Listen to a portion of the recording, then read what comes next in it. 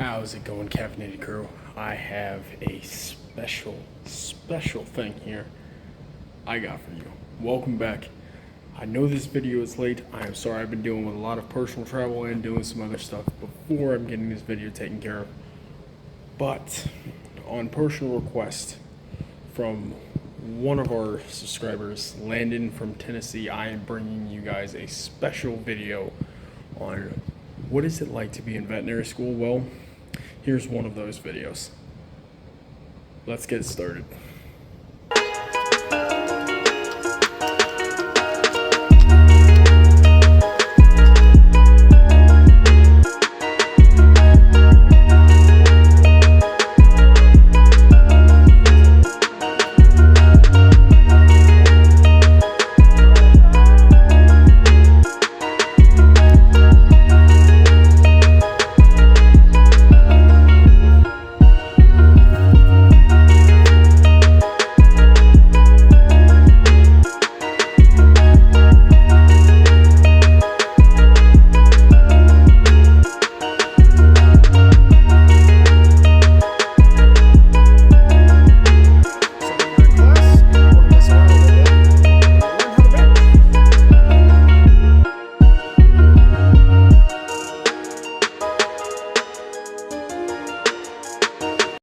Okay.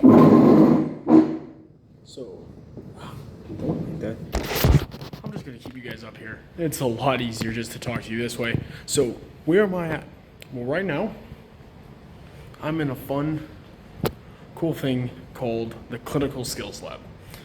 These kind of labs, these kind of rooms are what make veterinary schools kind of very amazing. Because this is the workshop that turns veterinary students into proficient veterinary technicians. And when I say technicians, I'm not meaning like veterinary technicians in the sense of licensed technicians, though. I'm talking them as technical skilled experts. So let me clarify that. Yeah, we're not actual technicians, no, but we are becoming skilled experts. Anywhere from this colic simulator right here. It happens this whole thing. There is a dystocia simulator, that is the cow, venipuncture, all these skin pads that work. You can see this various stitching that we have here, ways to doing some types of intestines, different types of materials to work with, learning on ECG leads, monitoring systems, anesthesia, dental, anesthesia and intubation. Also, venipuncture station, learning how to put in a catheter, even exam animals all the way up there. All these different things, all these different stations. Why? Well, simple. I can come here and learn canine phlebotomy and IV catheter placement. Scan a QR code, sends me to a video on Iowa State's website. How do I do that? How do I learn? Now I can learn. I can come over to the colic simulator if I'm doing equine, if I want to learn equine. I can grab one of these various different animals. I can practice restraint, I can practice control, I can do otis, and some of them I can learn how to do an otoscopic exam. I can use some of them to do an actual eye exam. All different things. How do I learn how to do my various stitching and suture patterns? Grab and check out one of these awesome skin pads, and then I get to practice forward interlocking, simple interrupteds, cruciates, simple continuous. How do I do it? Can I do my Cornells, my Cushings, my Uteric for my dystocias and C-sections, or vaginal prolapse? Like, I can learn all my stitching patterns by practicing on actual simulated tissue, not simulated tissue, but more as like just simulated skin patterns or simulated tissue of an intestine or simulated tissue of vulvas. So like you can come here and I can check this thing out. Like this is Veterinary Simulated Industries. They have literally this setup where you can feel how the uterus and the ovaries are supposed to feel. You can feel the pelvis, the pelvic bowl, you can feel everything within that section. And then what's really, really amazing that I really love this, is our professors will come in here and see if, what are the students needing to work on, what do they need to improve, or how can we help them more? That's where the lab portion comes in. Take a look at this. Save and reuse and for injection. So literally they set up this random, not random, model that you can use. That's kind of awesome. And then in this lab, Iowa State's version, they have all these TV monitors. So if they're teaching a teaching lab to younger students that are in like first year, second year, and they have a lab going on of your practicing skills for your OSCEs, which are literally your occupational skills and exams. That's not how those pronounce them. Whatever OSCEs are just basically skills exams. That's what they are. I don't remember the acronym. Too much trauma. Okay, not kidding. It's not actual trauma, but it is a lot of nervousness. All of these different monitors is like, I remember coming in here for a wet lab for doing a Cat 6 suture, which is basically equine dystocia, and you're needing to take care of a vaginal prolapse. You do a Cat 6 suture on the back.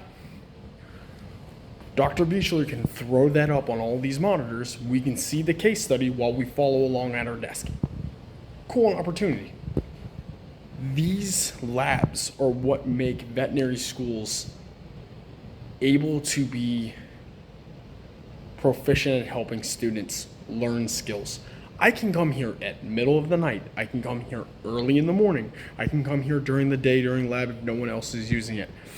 If I need to and I want to, I can grab a skin pad, go check it out, take it home, check it back in the next couple days, and then go right back to school. As a veterinary student, you should learn to live in these labs.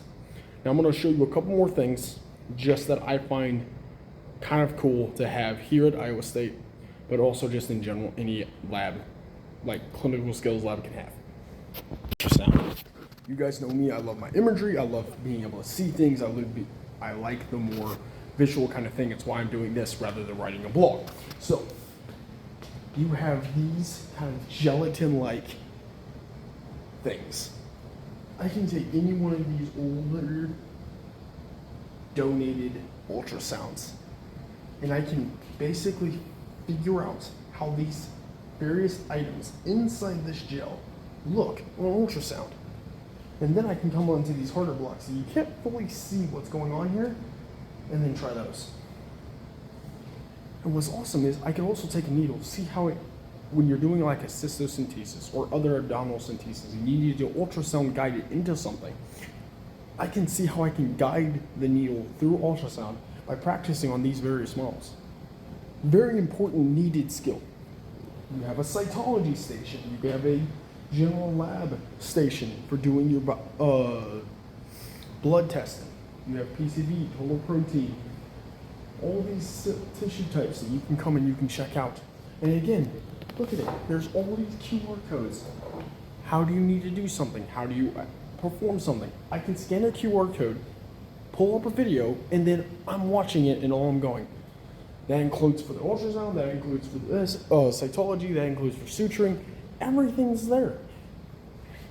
And it's all open for me at full times to come study and come practice. Isn't that awesome? I love veterinary school because the actual professors themselves, the vast majority of the professors themselves, are dedicated to helping students get proficient at skills and become proficient veterinarians. I have not met I do believe I have not met a veterinary professor who doesn't actually want their students to succeed long term. The students may disagree with how the methods in which the professors do, yes, but I don't think I've met a professor here that, or at Nebraska, who truly wants their students to fail. They are trying what they know best to get students to go into the career they want to have successfully. This lab that our school has is one of those ways they do it. I see many professors comment who have used this lab to teach and help students become successful at skills.